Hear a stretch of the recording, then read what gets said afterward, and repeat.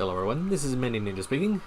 For today's episode of Bootleg Breakdown, we're actually taking a look at something that appeared throughout the comments a few different times, and that would be the s.h.figuarts Super Saiyan God Son Goku, based off his appearance in the Dragon Ball Super Battle of Gods movie.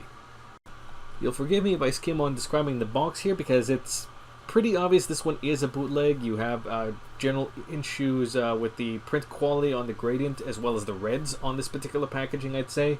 And of course, you're completely missing all the logos on there, so no Dragon Ball Super logo, no Bandai logo, no Tamashii Nations, no Toei sticker of authenticity, and even in terms of the little cardboard backer that's on the figure, that in most cases, it's completely missing here. So there's no mistaking this for a real deal by any means. And of course, you have your standard little flimsy plastic thing once you do the unboxing, and it looked a little dodgy to begin with, and lo and behold, when I opened the package, the figure's already fallen apart in half in this case. Which is not a huge surprise because for this particular bootleg, there have been a wide report of things that have been loose, if not completely falling apart from the get-go here, so it's not a huge surprise. You can get things to pop back in, which is what I did for the torso, but even then, you're going to be suffering, from the looks of it, of issues of this thing wanting to fall apart at any given moment. So on top of the torso there being incredibly loose, we have an arm that popped off, which is a bit disappointing because if you look at the opposite arm, it's actually a pretty good snug fit for the most part. At least the elbow is. But, of course, the one that falls off keeps being incredibly loose. The upper torso is a complete mess. It's actually using the same general style of articulation that was for the Super Saiyan 3 bootleg, but that must have been done in another factory because it's completely horrible here. I have my issues with that one, but that's another story for another day. And if we look, you look at what the lower half provides us here, you can see it is using generally the real type of joint, just a kind of a poorly casted version of the fighting body legs in this case. They do work in this case for the most part, but in fact they're actually a little bit stiff if anything, which is a good problem to have, but there are definitely some casting issues. There are some cleanup that could have been done to improve the general appearance on there. Things are slightly glossy, I find, which is a bit fitting because of the weird color usage that they had for the movie, but even then, a more of a matte finish might have been preferable. Moving on, the toe joints move pretty fine. The ankle joints, at least on that particular foot, I wish I could say the same. They're actually really stiff, so it popped right off. It does go right back on though. And for the other one, it's a little more loose. And unfortunately, that kneecap is completely loose because, as you might have noticed, that particular knee is a bit on the warped side. So it's not exactly standing straight as is, which would unfortunately affect how tight of a fit the kneecap has, so that one's going to be an issue. And another thing that's a bit of an issue, the neck is also a bit loose, to say generously on there. It kind of pops right off, which it's a bit annoying. In terms of the joint though, it seems to be using just a smaller version of a real joint on there, so while this figure tends to use more real joints, they're just kind of really poorly executed. And speaking of things which could have used a little better execution here, the faces actually tend to be generally alright, I say. For the most part there, we have a neutral face, a screaming face, slight smirking face. I'm not sure how to describe that one. But for this grimacing face, they could have done some more work with the mouth paint there. The outline is notably thicker there, or you need more white for the teeth, but there's something wrong there. It's like he's like foaming at the mouth or something on there. In terms of how well these fit back on the head, they tend to fit pretty well on there. I should probably mention I actually had to wrestle around with the bangs on there to get them off because they were actually really stuck on the head. But once you do it and fix it the first time around, everything kind of slips on and off pretty easily, so that's not the biggest of issues. I had the same thing with the Figma Ryuko figure, but after messing around the first time, it's fine from here on out, and that's the exact same thing we have here. In terms of the general face fits, they do go on there pretty well. It's pretty well molded for the most part on there. I'd say, although I know the finish on the hair isn't an exact match for what the real figure has, it's not bad. It's a fair representation of the kind of slightly sparkly red that they have for the real figure for the hair. So all in all, the head, at least if you're using the head for something else, it's good for parts, I'd say. So it's not overall all that bad. Maybe I'll be using that for parts for that custom I'm doing for the Goku with the other one. It's just I need to do something with that particular face though, because that face is awful. In terms of other accessories for this figure, it's a bit of a bare bones release, being that there are no effect pieces, so other than the faces, you have overall 5 sets of hands in this case. So, of course, you have the closed hand, or the closed clenched fist hands, you have the open palm hands I just had on there. These ones are a little more of a grippy hand in this case, probably holding a key blast or something similar on there. The next ones are more of the standard martial arts pose hands in this case, so slightly differentiated on there.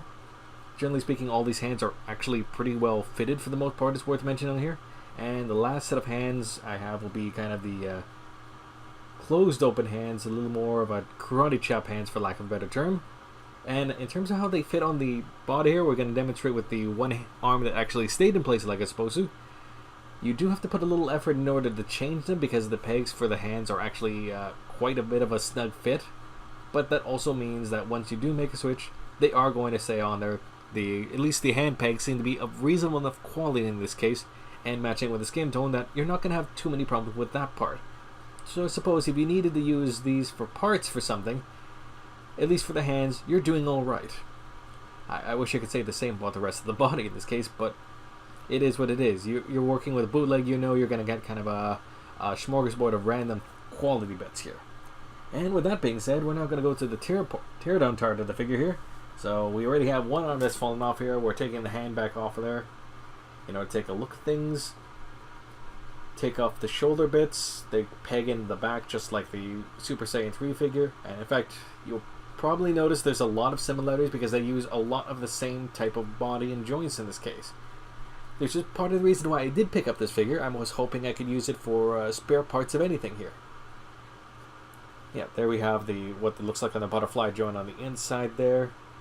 If we move to the other one, we can kind of see why this particular arm was so loose. Once we get off the other shoulder bit. There we go. Yeah, general consensus here, or general statement. You can kind of see the elbow is supposed to peg into the shoulder bit, with the bicep being kind of held in place by the other two joints. And the reason why this particular shoulder bit is not working too well is because the kind of a metal screw or something that's supposed to be in the middle there has just been inserted so poorly that it's entirely loose there. So you need some friction from normally a much tighter joint to help kind of keep things in place. But because this thing is either oversized or not properly inserted, it just will never hold its place until you physically alter the joint or the metal spin there in order to make it work. Now we have removed the neck, so we can see it's kind of a standard ball peg underneath there. We remove the torso, and we can see from the inner torso, it's got the exact same mechanical bits that you expect from here. Only it's worth noting here, it might be a little hard to tell in the light, that the little ball peg down the center there of Goku's body is actually already showing plastic wear and tear from being bent out of shape, so it kind of makes it a little worrisome, especially when I have to consider how I fix the Super Saiyan 3 Goku later, but at least it gives you an idea of what a hypothetical functional one is. Yeah, hopefully you can see the... Yeah, it's a little hard to see in the lighting, but there's definitely some... there's some stress marks there at the very base from how the plastic has been bent.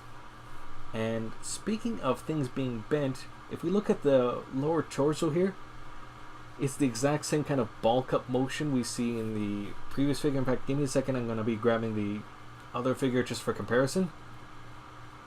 But it's worth noting in the case of the Super Saiyan God figure, it's a lot more centered, if anything, than what the earlier bootleg was. So that might explain why it fits a little better within the torso. Okay, moving on there, we have the legs in this case. They're a little rough around the edges, but that's the 2.0 fighting body leg setup on there. All the swinging bits there, if anything, it's actually a really snug fit in this case. Sometimes it does pop off if you kind of turn it a bit too much, but generally speaking, it's nice and functional.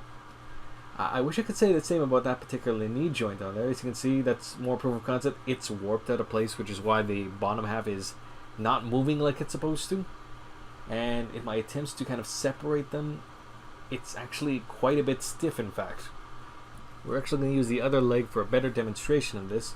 Once I'm able to pop it off, you can kind of see it's kind of got a squarish joint on there, or at least a more of a cube joint, and that's mostly because, as we also show the ankle joint one more time, coming right back off.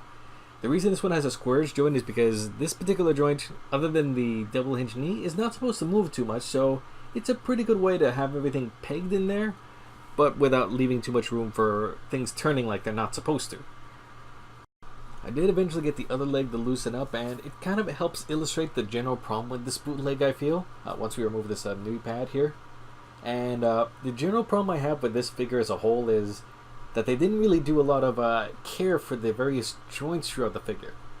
Technically, this figure seems to use all of the real joints, or at least reasonable facsimiles of the real fighting body joints that Bandai used, but because of sort of issues like things getting warped or the pins not being inserted properly in order to really hold things together, instead you get a figure that on the outside in the packaging it looks like it should be an okay representation of the figure, but once you get it out of the packaging it literally falls apart on you because so many things are just a floppy mess in general. So unless you're specifically needing this for some very specific parts and you're hoping that they're okay on your bootleg, I generally cannot recommend getting this as a proper substitute for the Super Saiyan God Son Goku figure, because it's honestly just not. And that's all I have to say for now. Thanks and catch you all later.